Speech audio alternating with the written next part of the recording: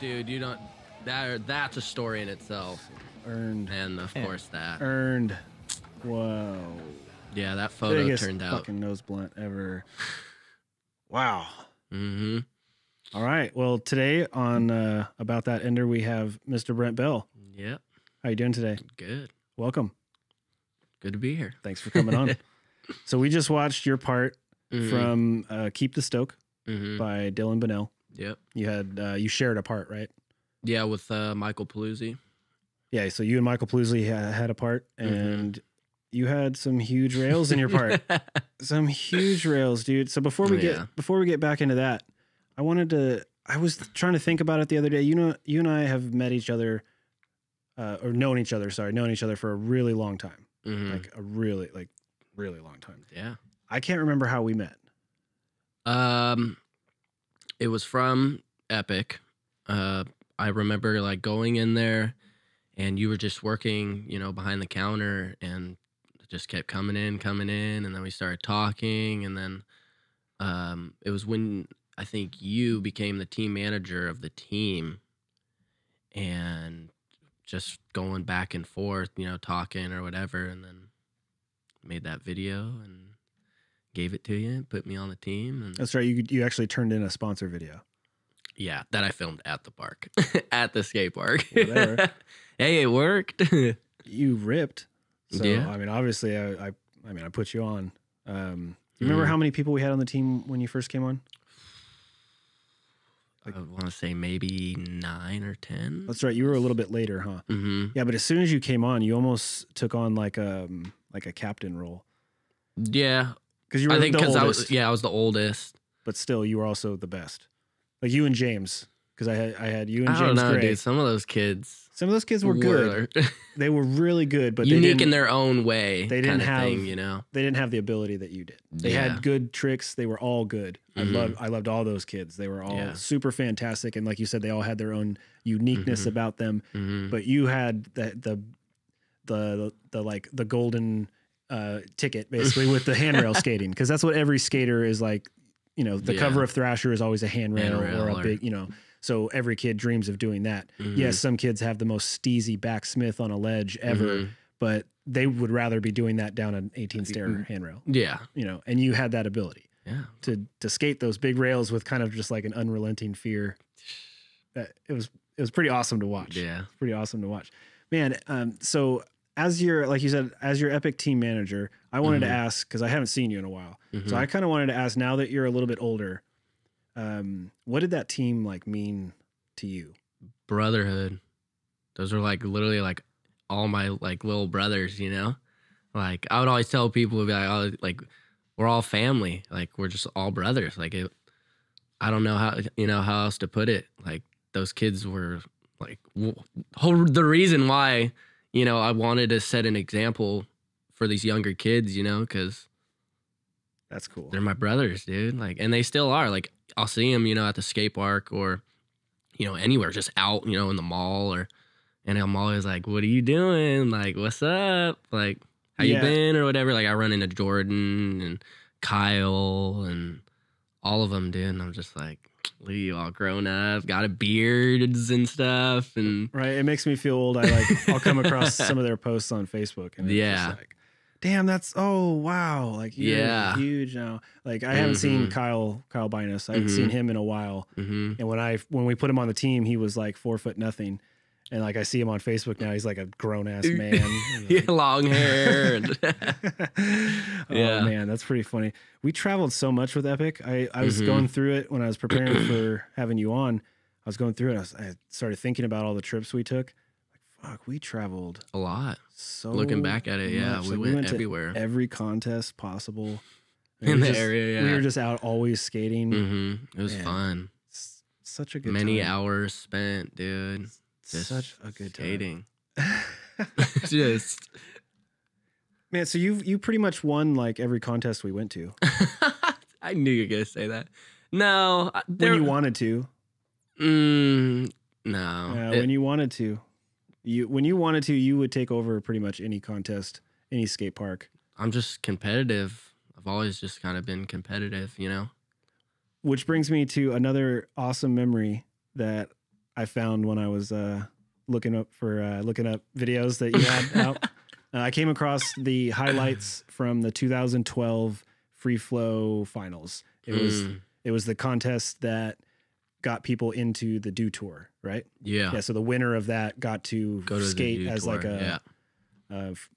like a qualifying in the Do Tour. Yeah. You took second, and you got into this contest by winning a contest at Epic. Yeah. That was okay. So let's take a look at this real quick because I wanted to kind of go over this, even though I know it was like super long ago, 2012. Yeah. It's still kind of prevalent. I wanted to talk about it real quick. So here we go. We're checking out some of his highlights from his contest run at the Free Flow. And they built like a big skate park right in the middle of San Francisco. Yeah. Like right in the downtown area. Yeah. And they had all these skaters from all over the country come out and were basically competing for a chance. Spot, for a chance to skate the Do Tour. So you missed it by one spot. You didn't get to skate the Do Tour, right? I lost by 1 point. Scored, I think, an 83.75, and the kid, Austin Zito, got 84.75. All right, so here comes Austin Zito, the guy who the nollie front blunt. Well, that's why he won, right? Dude, Ooh, can't really beat that. Big blunt, he just had the style, and he put together good runs. Touched everything on the course. Yeah, that kid's good. Ooh, Unique like style. Yeah, feeble back three. Yeah, dude, that was a crazy like weekend that I spent in San Francisco, from meeting all these kids and like rooming with them like in the hotels, and then the practice before, like it was crazy. And then to go behind the scenes of like a Do Tour. I mean, we were getting like, you could get a free massage. Yeah. Like they had like an athlete's lounge where you could get massages and like all this food. And dude, we were just getting pampered. Like it was crazy. It was like one of the best experiences of my life. Like I will never not like forget it. Like it was unbelievable. Why do you think that you haven't got another one of those opportunities, or have you? I mean, the Zoomies, like the best foot forward contest. Yeah. The one that I won in SAC, I think in like 2014. What happened from that? Nothing. We went kind of just down to San Francisco. They built a course, same type thing, and skated in it and qualified, made it to finals, and then just kind of just placed, not on the podium, but. Did you have an off day or what? I don't know. I thought I did, as good as but some kids are way. I was there at this because I was there at the Free Flow Tour Finals with Kenny Pratico. Yep. Because he was riding for me at the time, and he qualified in another contest. So you were there, I was there, and I watched your run, and I felt like you could have pushed it a little harder. I felt like you were playing. I felt like you were playing it safe. Like now, if I would have skated everything else. I would have put together a way different run.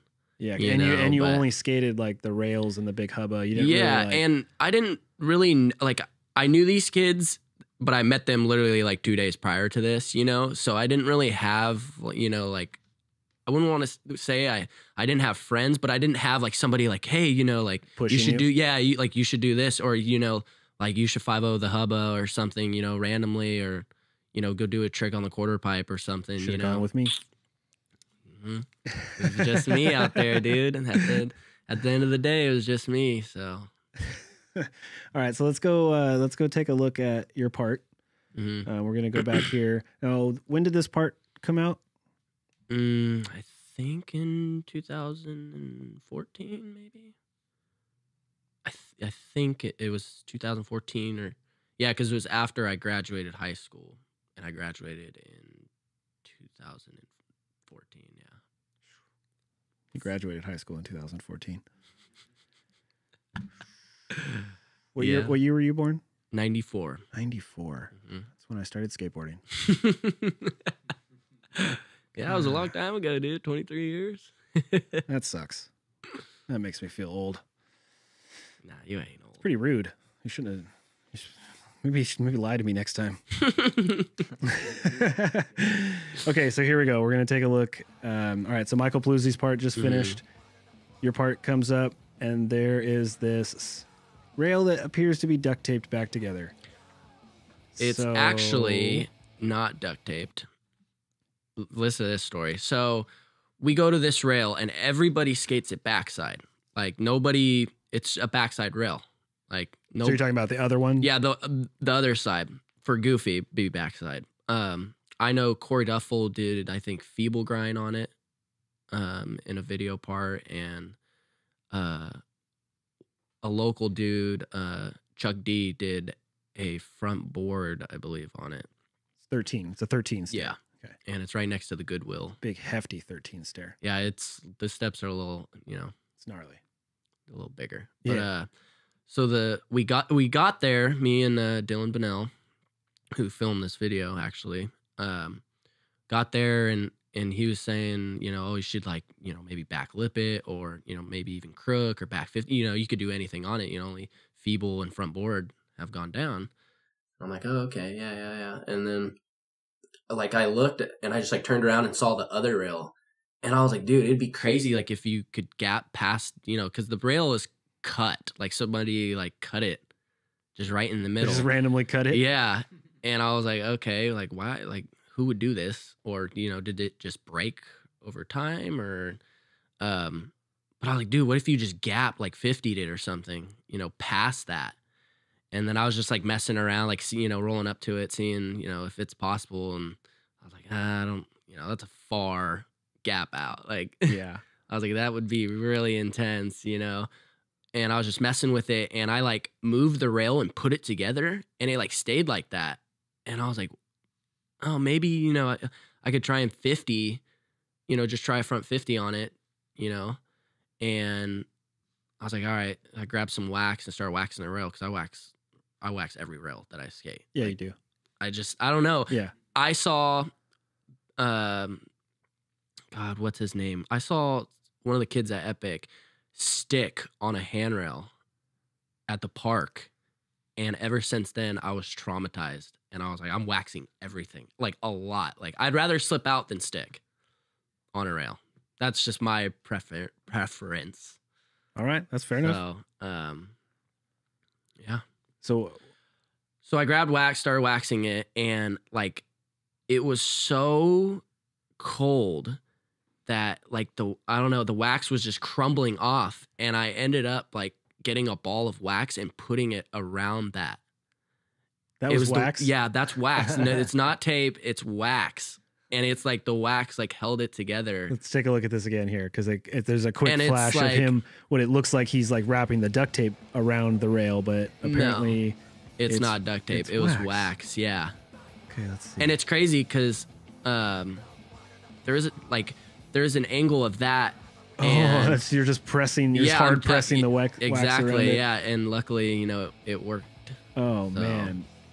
That is gnarly. That is the funniest story. Dylan was tripping. He was like, dude, that you could have really because if it snapped in half when I got on, I would just get buckled. Just right buckled off. Straight to the bottom. Yep.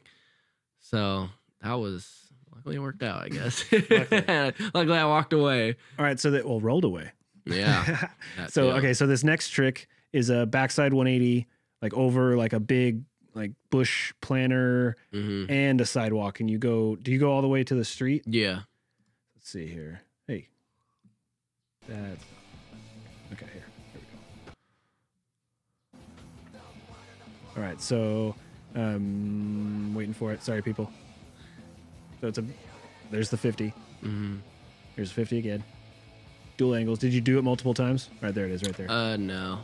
Boom. I only did it once. So that was a big backside 180 all the way to the street.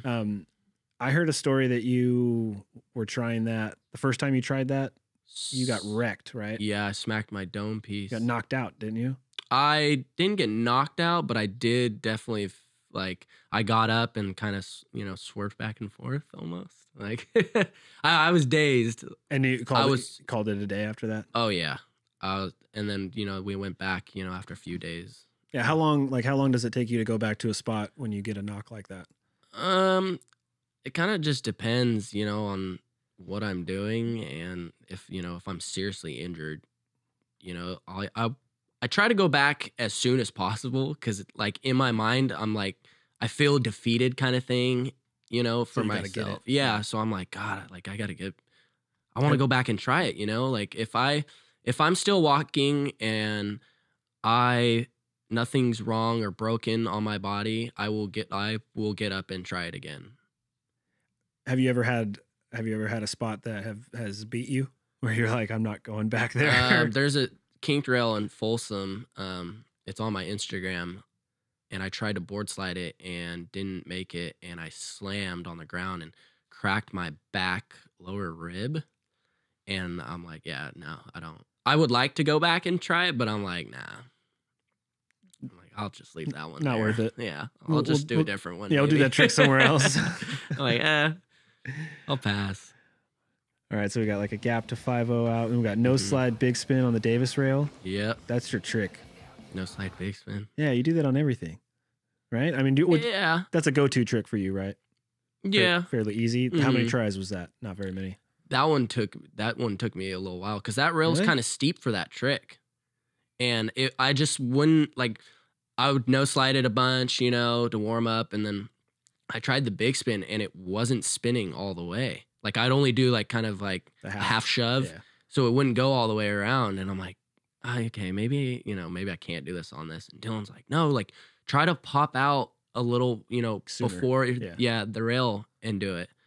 And then like one of the like few tries later, after he told me that, rode away. Well, that's how it works with like the super sloped. Yeah. The sloped rails. And then, we were watching it, and I'm like, God, like, what am I doing wrong? Like, why can't I just, big spin out? But he's like, no, just like pop out, before. Yeah, you're just doing it too late. I'm doing it too late. Like, I'm doing it after I'm already off the rail kind of thing. Yeah, and then if you do it when you're already off the rail, you don't have enough pressure to flick it all the way around. Yeah. Good call, Dylan. Yeah. All right, let's see here. Next trick. So the next trick is a 50 on like a flat handicap rail that kinks super hard, but not down, but to the right. So it's like almost like not a 45, but almost like a 30-degree angle. Yeah. How scary was that? It wasn't too bad. I mean, there was a few times that I didn't get on the rail and kind of just, did the old almost nut, but kind of the side thigh. Yeah, the side thigh. But I mean, it took me a while to go around the corner. I would 50 it and then pop, to the left to the parking lot. Yeah, and I kept doing that a bunch, and I'm like, God, like. Yeah, because your body was like, and then I'm not making that turn. And then I'm like, Dylan, what am I doing wrong? And he's like, no, just like stand up on it, and just ride it through. Like, just land it, bro. Yeah, that's what you're doing wrong. You're not landing. Yeah, so. That's what I always tell dudes when they're like, what am I doing wrong? I'm like, you're not rolling away. Shut up, asshole. Yeah. All right, so let's see here. The next trick in here is big lip slide. Yep. Ooh, the big lip slide. Why didn't you do it again? I actually did do it again cleaner.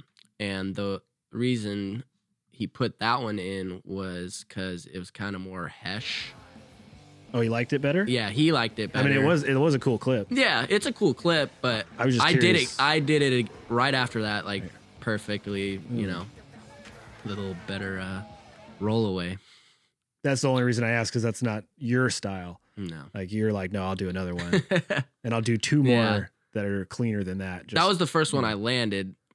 And then I was like, okay. But I could see Dylan being like, no, dude, that one was awesome. Because you landed clean. Yeah. And then you had the little slide afterwards. Yeah. So I was like, that rail is, that's a big rail. Big rail. Speaking of big rails, we're on to your ender. Yeah, I know. Oh, man. Good old, probably the best trick I've ever done. Front side nose blunt down an 18 down stair. The Blanche 18. A Blanche 18 stair the rail. Legendary. Dude. Huge. That was a crazy night. So not only, in my opinion, is that like beyond a pro rail. I mean, if you do anything on that rail, it's a good trick. Yeah. But you did something that basically somebody did backside and got the cover of Transworld. So Was it Transworld or Thrasher? I think it's Thrasher. That was that one. Yeah. I think, yeah. And you guys did it around the same time, too, didn't you? Yeah, actually. He did it, I think, like 6 months after I did. Yeah, I think you did it before, right? Yeah. So I was looking at it. It was the October 2013 issue that he had the cover for on Bland. Dude, I can't remember. I just remember that one of the first times that Dylan took me there, I saw it through like somebody, I think like 50'd it, or no, I saw it in the real Since Day One video, and Ashad Ware does front feeble on it, and I was like, damn, man, like I've seen that rail somewhere, but I'm like, oh, like maybe Dylan will know where it's at. And I showed him a picture, and I'm like, hey, like where's this rail at? And he's like, oh, you want to go there? Yeah, I'll take you he's there. like, oh, you want, like we should go light it up or whatever. And I'm like, yeah, like let's go do it. So then that night we went, and I 50'd it. The first time we went, I 50'd it, front lipped it, and then I nose grinded it, and that was it. And I remember like Dylan was like, dude, like nobody's nose grinded it, like that's crazy, like. And I was like, okay, like yeah, cool. Yeah, I'm like, yeah, classic Brent right there. Cool. Well, it was just I just nose grinded in 18. Well, it was just like I'm trying to put a part together, you know. So I was like, oh, you know, it's just another trick. But I didn't really realize, you know, how the magnitude of it. Yeah. How many tries did it take you to nose grind it? 6 or 7. What about 50? It took me like 15. Oh, it took me longer. Yeah, it took me longer to 50 it, and then I lip slid it first try. Well, of course, that's your. And then nose grind happened like I think like 6 or 7 tries. What about tail slide? Did you think about tail slide? Somebody already did that. Oh, okay. Not gonna throw out any names. Well, but if somebody literally just did it like a month ago. This was back then. Did you think about tail slide or Smith? No, I'm not. I'm not really comfortable with those tricks on big rails. Okay. You know, maybe on, you know, a little hubba or whatnot, but those weren't really tricks that I was comfortable with. Like my go-to trick on a rail is usually 50 or lip slide. Did backsmith cross your mind? No. No. Okay, so going back to, it was Miles Silvis got the cover of that cover. But he did it backside. Mm-hmm. How did that make you feel? Like, were you a little angry? Well, after I did the nose grind, I realized, or I watched the Pretty Sweet, the girl and the girl video, girl and chocolate video, yeah, Pretty Sweet, and like I watched it, and then I like randomly like kept it playing, and I remember I like looked at the TV, and like the credits are rolling, and here comes Sean Malto, nose grinds it, and I'm like, no way. Like, are you serious? And I was like, okay, hold on. That's not the same rail. Like, there's no way, you know, like why would they throw this in the credits, you know? Like, because it's Malto. It's Malto. And I was like, damn, that sucks. Like, somebody already did it. Like, and it came out, you know? And I was like, man, that kind of sucks. And then I ended up telling Dylan, I'm like, hey, did you see like Pretty Sweet or whatever? And he's like, yeah. I was like, you see his nose grind like in the credits? He's like, yeah. So I was like, all right, well, I guess that's throwaway because that's already been done. So I was like, I was out at a party in high school, and I remember, you remember Jonathan Durham? Yeah. It was when I couldn't drive, so me and him were out at a party, and I rode with him, and I just like randomly was like, damn, I wonder if I can nose blunt that rail I nose grinded. And I told him that, and he's like, dude, you should do that. Like you're comfortable with that trick. I'm like, yeah, dude, like I should. So then the next day I went to Epic, and I just did a bunch of nose blunts on the 8 rail, did like some on the flat bar. And I remember that night, I was at a party again, and I was like, hey, like I text Dylan, I said, hey, like I want to try a nose blunt. And he's like, all right, well, I'll meet you up there. Like we can light it up or whatever. And then I told Johnny, I'm like, hey, like, you want to come with me like real quick? Like I'm going to try like something. He's like, yeah, sure. Like I'll drive you up there. I'm like, all right, sick. So went the second time I went there and did 50, did another nose grind, did another lip slide, and then tried the nose blunt and got the nose blunt in a few tries. So it worked out. That's so sick. And then Metro did a a WTF, biggest nose grind or biggest nose blunt ever. Yeah. Dylan, let's take a look at that. So we did. Here's the 50. Let's go back here. God, the long hair. Oh, man. I'm fucking up, people. Sorry. Sorry. Here we go. Okay, so there's the 50. I'm gonna back it up here. All right. There's the 50. Got my shit together now. Yeah. Nose grind. So clean. That is such a big rail. Yeah, and I waxed the hell out of that rail too, because I did not want to stick. That was what? Yeah. I wanted to land on the concrete, but just the angle. Yeah, the angle of I was just like, dude, I'm gonna just have to ride through the grass, but luckily I rode through the grass and then got back on the concrete and rode away. I was like, all right, I'll take it. Even the roll away through the grass. I was like, I can't count it. Yeah, I guess especially on that trick, because unless you pop back over the rail. Yeah, and come on, you're not gonna do that on an 18 stair rail. Why not, bro? That's not skate 3. So I did have a question for you. Why are you not pro? God, everybody asks me that question. Dude, look at the size of your tricks. Yeah, I feel like things happen for certain reasons, and I feel like it was kind of more of a lack of my drive once Epic closed. I kind of didn't skate as hard as I was, and I think it honestly scared me a little bit, because I was like what am I doing? Why aren't I near? I was skating every day, almost every day.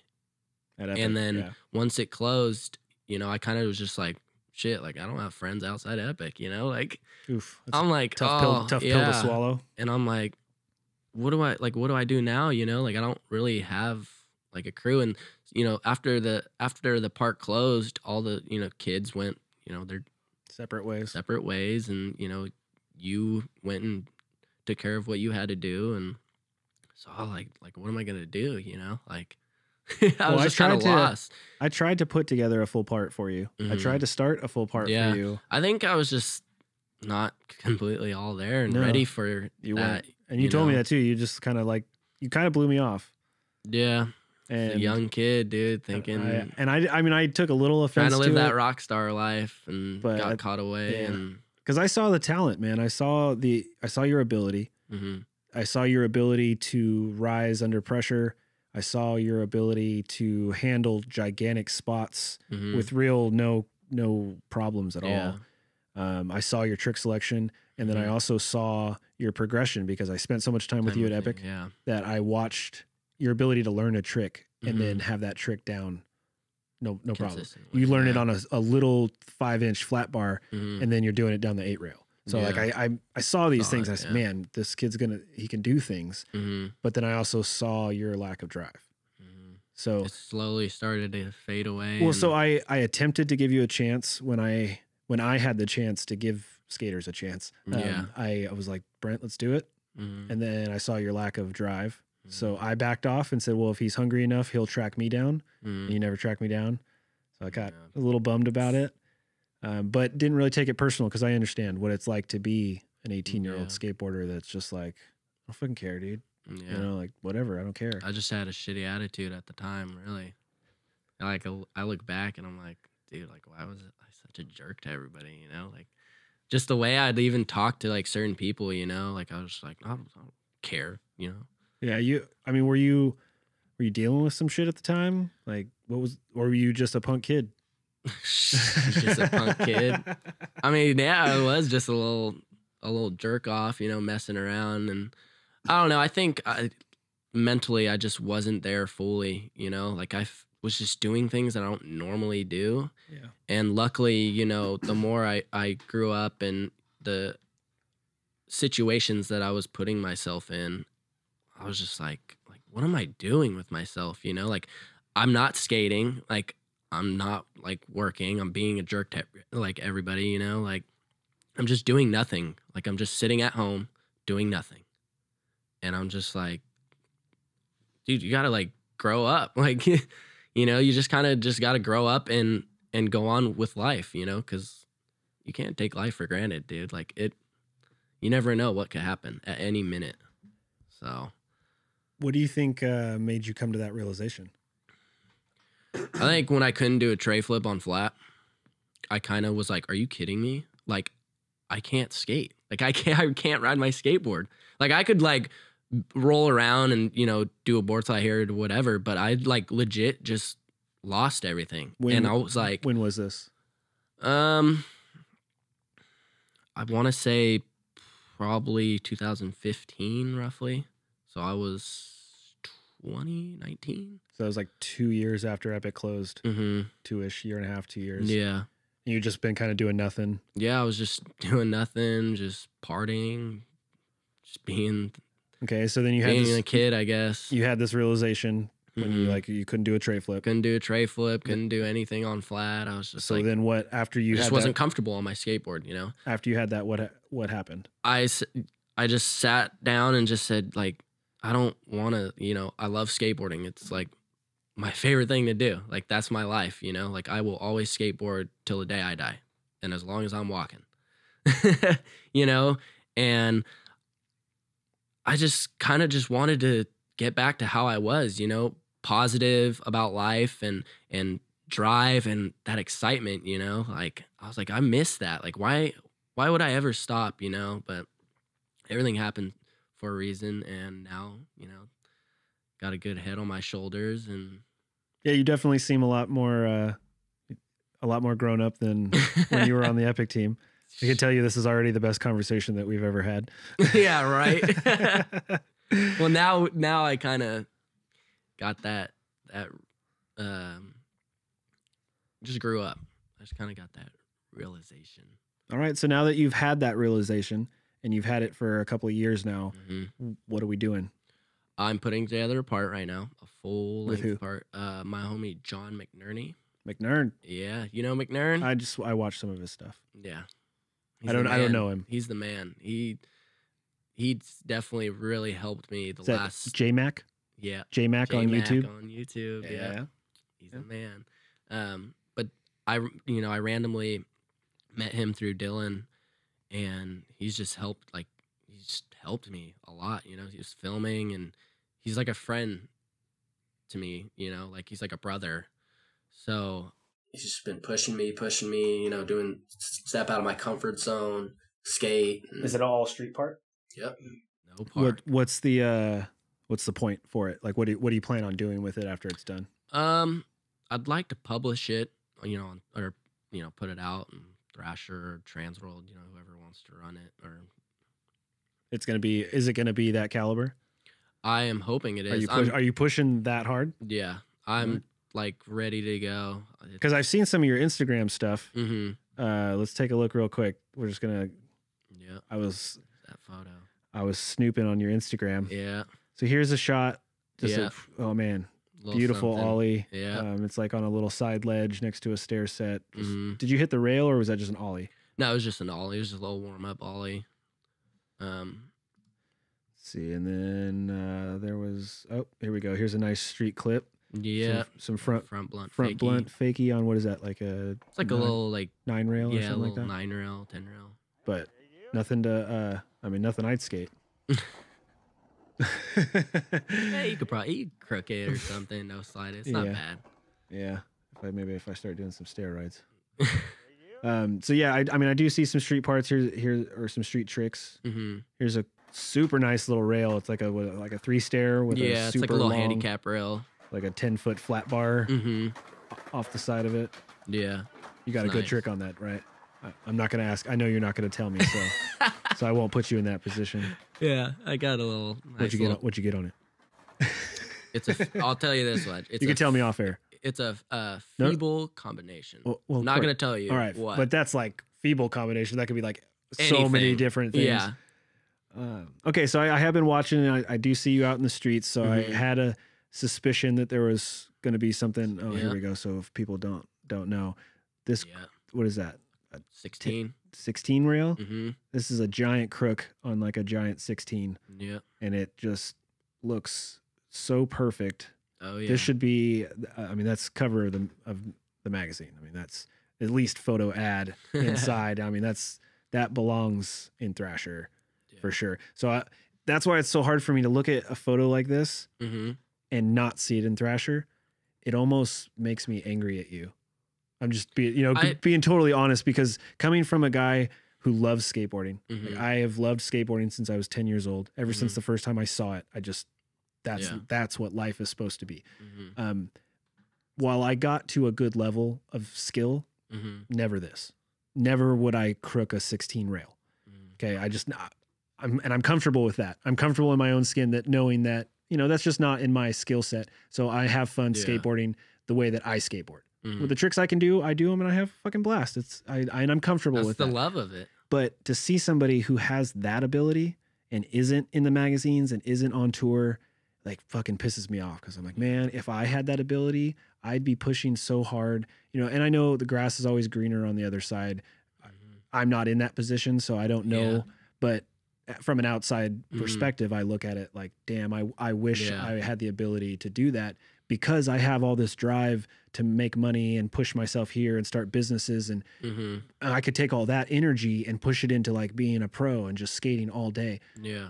But I just don't have the physical ability to do it. So I film, but I wish for you to find that, you know what I mean? Because with your style, with your trick selection, with your ability, you should be on tour. You should be in the spotlight. You should be right there next to those guys who are skating the same size spots as you, doing the same tricks. They just have a specific company on their t-shirt. Yeah.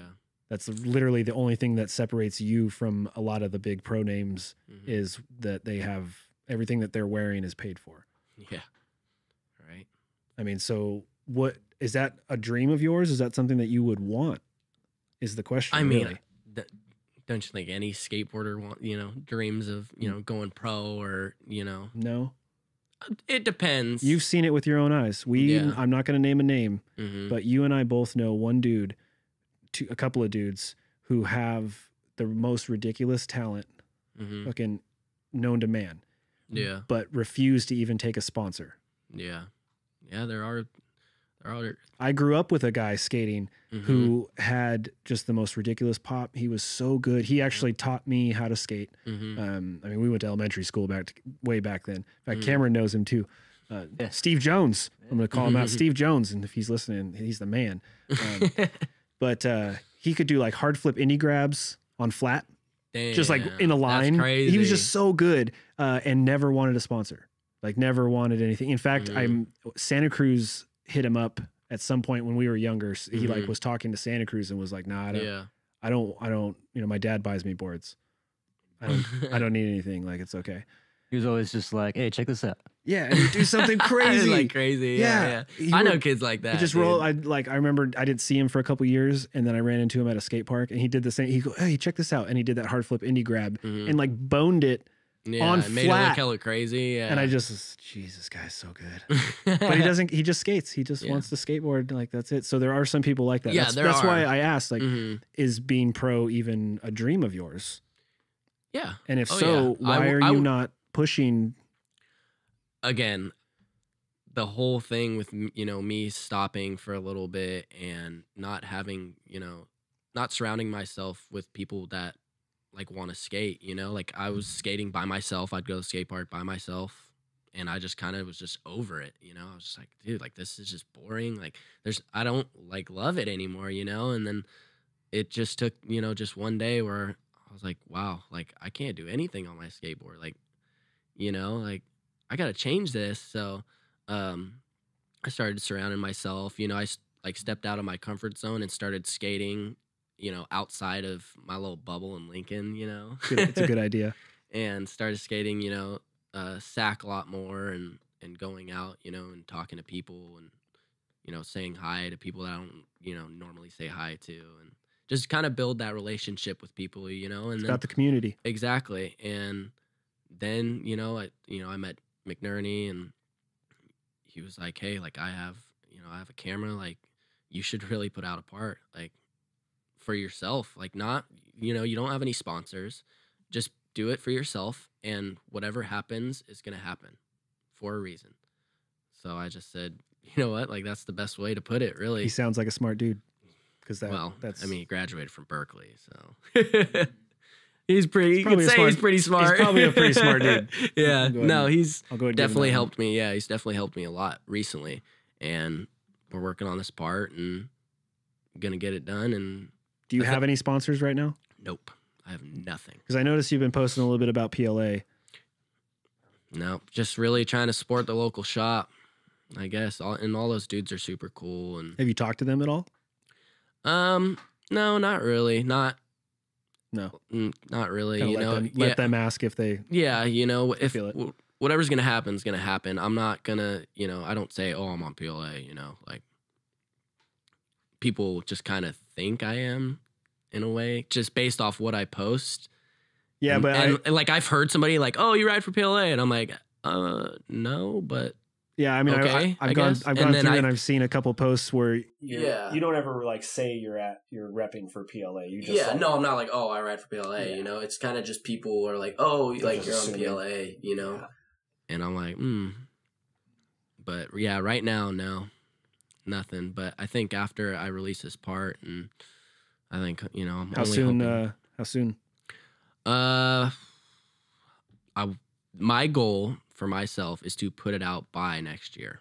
So 2019? Yeah, before then. So, in December or October of this year. Okay. So how much do you have done so far? Like how many tricks how many hammers you say you got?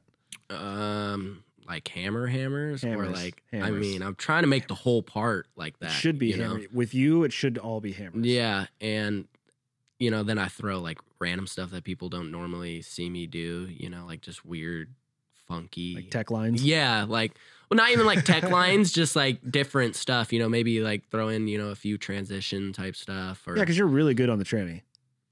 Like, yeah. You're really good. I mean, I love skating mini ramp, dude. You're That's like so good in the mini ramp. You yeah. can really boost. You've got a lot of power tricks. You got good lip tricks. I mean, yeah. So just trying to put it together. Probably have what my standard, like what I see it, probably say like 2.5 minutes maybe of like stuff that I'm like, okay, hammers, yeah, like stuff that I'm like, okay, we that's how much you have right now. Mm-hmm. Okay. I mean, obviously I got minutes of footage, yeah, but it's like, am I going to use half this stuff, So how often are you out there filming? Probably I'd say 2 or 3 times a week. Really? Mm-hmm. Nice. So you guys are like committed to this. Yeah. Yeah. I'm like really trying to do it. And I told myself this year, I want to skate even more. Okay. Like I want to get this done, for myself. I have no sponsors, nothing. It's for me. I want to do this. Like, here it is. Like, this is what I'm going to showcase.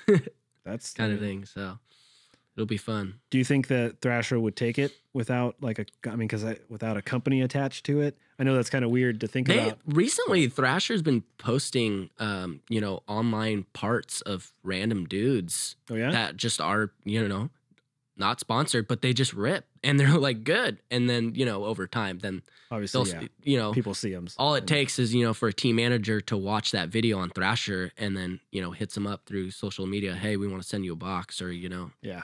Like what's your what's the name of your local shop? Do they carry Adidas or do they carry a certain board company? That's how it works. And then boom, there you go. Now that dude's sponsored. Now he's considered an amateur skateboarder, and it's that easy.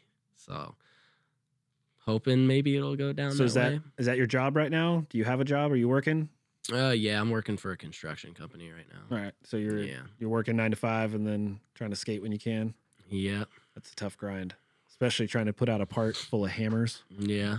It's fun, though. I think that also keeps me, leveled and humbled because I'm like, I'm working, a lot. I like tired, I'm not like all energetic, like running around, like, let's do this, Now I'm like more like just like quiet and just, I can actually stay still. Is that never, ever, I'm always ever like happened at Epic? Energized and yeah. Oh my God. Even when you were asleep, you were like for real all over the place.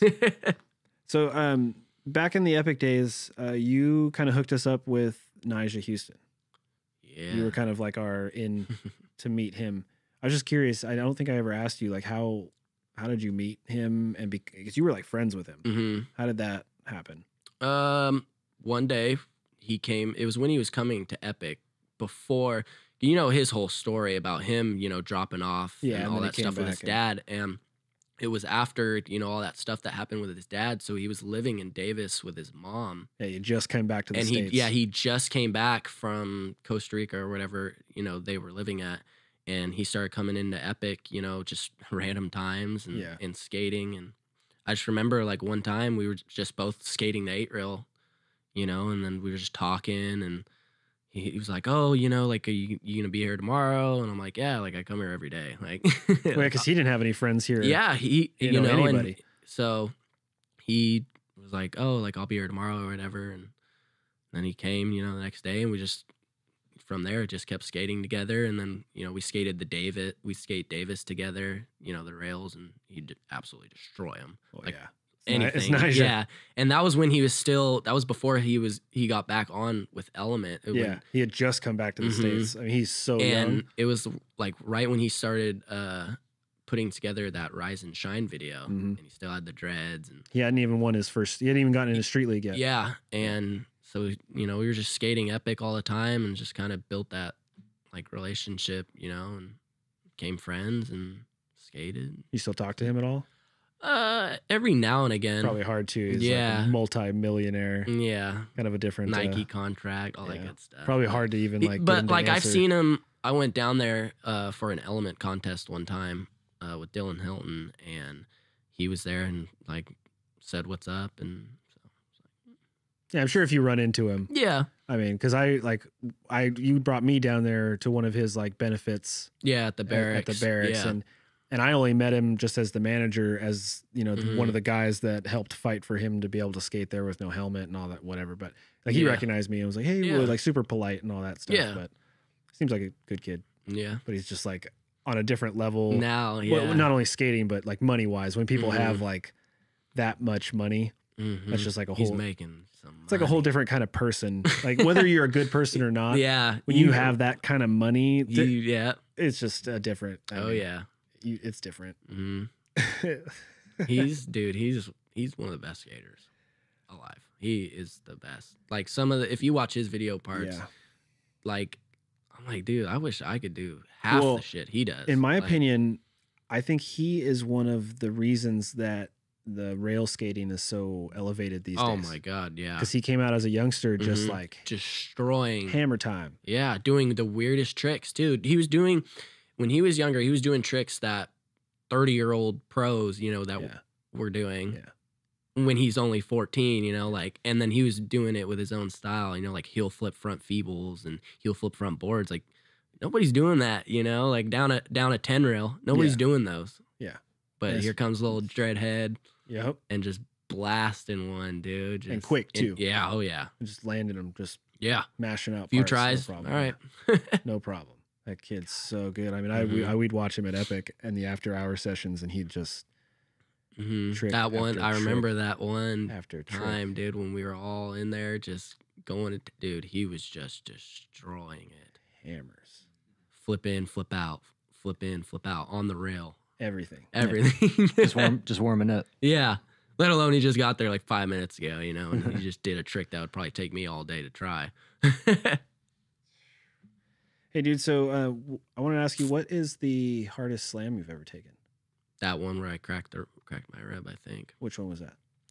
It's on my Instagram. If you scroll down a little bit. We don't have all day. I know. Well, it's not like that far. It's keep going down a little bit more. Right. All right, we're scrolling through Mr. Brent Bell's Instagram. Keep going. Keep going. Right there. Here? Yep. I think this was probably people were gonna watch a cracked rib. Yeah, and it was crazy because like I didn't go to the hospital or anything, but I had a. Oh, I remember seeing this. It didn't look that bad. Yeah, it was bad. I mean, I knocked the wind out of myself. That night I was like scared to go to sleep because I thought he tries to board slide a double kink rail, boom, and then just like sticks on the flat portion, and goes straight to flat, like pretty much to like his face / side. I guess that when you slammed, you just broke your rib right there. Yeah, just the back. I just hit it. And then you said when you got home, you were scared. Like, were you scared you like punctured a lung? Yeah, that was literally, and I was like, if I don't get better, like this could be bad. Like if I don't wake up, I don't wake up, I guess. But the only reason that happened is because if you look at it, if you go up to it, you can't really see it in the video, but if you go up to it, that kink slightly goes up. Oh, you can kind of see it right here. Yeah, it slightly goes up. So once, like, if you're not fully, like, I was fully over it, which I think I kind of... Yeah, you probably have to be back. Like, yeah, a little, more leaned back. But then when you hit the next down section, you're leaning back. So exactly, you're gonna fucking so die. I was like, dude, like, this is not gonna work. So 50 it. Dude, it's a kink trail. It is a kink trail. It's a pretty gnarly kink trail. Like, everybody skates it like to the gap side, like a gap trail. Yeah. Well, that's why. Like, you just saw why. Yeah. But that's why. But like, I think like Ryan DeCenzo did like gap blunt slide on it, and it's gnarly. What's the biggest rail you've skated? Like probably Blanche. Probably like stair wise, or like just the rail huge. Both. Like, let's talk about both. Stair wise, what's the most stairs you've done? Most stairs, I think, is the 18. That's it? This 18? You haven't done more than 18? Mm-mm. I know, I'm saying that's it. Like, yeah, that's it. I'm like, Okay, so what about biggest rail? Like, what about the biggest? I think that lip slide in my part, that rail is huge. Is it? It's like really big? Big, yeah. It's, I don't know why I tried it. I'm just like, I go by it all the time because it's right in downtown Folsom, like by all the restaurants and bars and stuff. So I always go and look at it, and I'm like, what the hell was I thinking? Like, this is like, what, like, why? And then it doesn't help that there's a giant crack right in front of it too. And when I did it, I remember we just put like a random like stop sign there, and I just like I don't know. Oof, like, that is a big rail. I'm just like, it's just so tall, and then it's big. I don't know how to put it. Like, it's just tall, and like this rail though, the 18, it's an 18 stair. It's how an 18 rail should be. It's not really tall or really steep, but it's just perfect, It's the most perfect. It's just 18 rail. Yeah. It's just an 18 rail. It's not like, oh, it's an 18 rail, but it's hella big, or oh, it's an 18 rail, but it goes straight into the ground. 18, dude. I told James Gray that he should front blunt Blanche. He just laughed. He's no. I told him he should try front salad on it. That would be, ooh, because he has that trick, and he did it on San Juan. Ooh, so that would be. And he did it hella fast on San Juan, like in a few tries. It's a gnarly rail too. Yeah, I got a trick on that rail. You'll have to wait and see. I'll tell you after. All right, so we're gonna have you back. I'll show you. Yeah. You'll show me off air. Yeah. Yeah. All right. We're gonna hold you to that. I got some stuff. All right, on my phone right now. Yes. Okay. So we're gonna wrap this up because I want to watch. I want to watch some tricks. Okay. So why don't we find people? Tell people how to find you on Instagram. It's just Brent_Bell. Brent_Bell. Anywhere else? YouTube? Anything else you want them to follow or check out? No, that's just about it. All right, so we watched, just so you guys know, we watched Keep the Stoke, a film by Dylan Bunnell. Your part's about 26 minutes in, and you share with Michael Paluzzi. Yep. All right, so I think we're going to wrap it up. This has been About That Ender. You can find us on Instagram, Facebook, or YouTube at About That Ender. Check out all our episodes. Make sure to subscribe. This has been Brent Bell, your host, Keith Halterman, audio wizard, Mr. Cameron Baptiste. And we're out.